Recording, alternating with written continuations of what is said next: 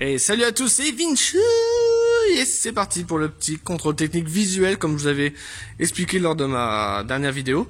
Donc je vais vous expliquer comment éviter une contre-visite simplement. Parce qu'il y a beaucoup de choses que les gens ne font pas attention et ils se retrouvent en contre-visite très rapidement pour des bricoles. Donc on va éviter, donc je vais vous expliquer un petit peu comment ça marche au niveau des bricoles pour éviter de se faire avoir au contrôle technique pour une contre-visite.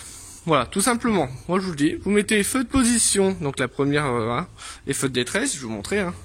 Moi en même temps on va faire le tour intérieur aussi. Tac. Voilà, c'est parti. Donc feu de position, on y va, on se met ici directement. Voilà, ici, feu de position. Et feu de détresse. On met un petit coup de lave-glace. Voilà. Si ça fonctionne pas, faut le savoir, c'est aussi en contre-visite. Bon. Les ceintures, les ouvrants extérieurs, intérieurs. Voilà, le désembuage. Faut pas oublier. Voilà, ça fonctionne bien, si on a bien tout ce qu'il faut. Voilà.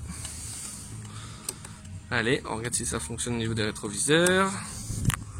Donc là-bas aussi. Voilà, c'est parfait. Et donc on va faire l'extérieur. Attention, hop, excusez-moi pour le doigt. Bon. Là-dessus, les veilleuses sont en LED, faut le savoir. Donc on commence, on regarde si ça fonctionne bien, si c'est en bon état.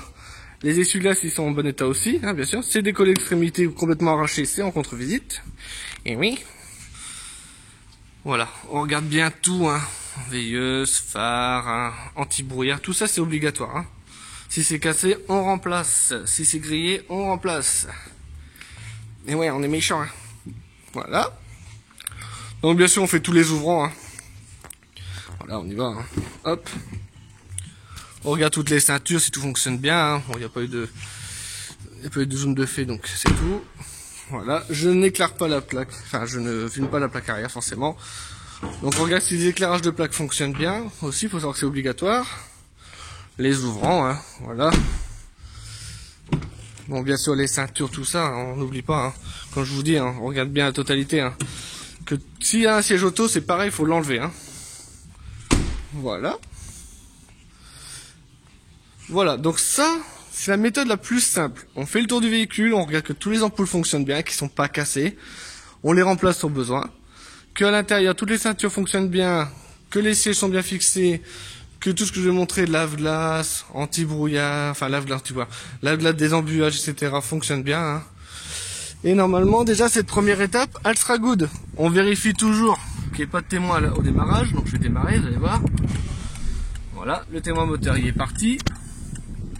Voilà, attendez, hop. Voilà. Bon là, la voiture elle n'a pas de souci en particulier, tout fonctionne bien.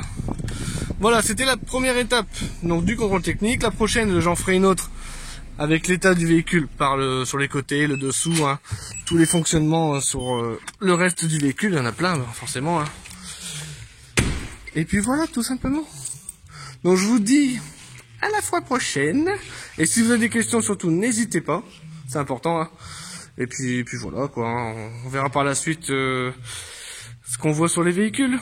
Allez, je vous souhaite une bonne soirée, à la prochaine, allez bisous, bye bye.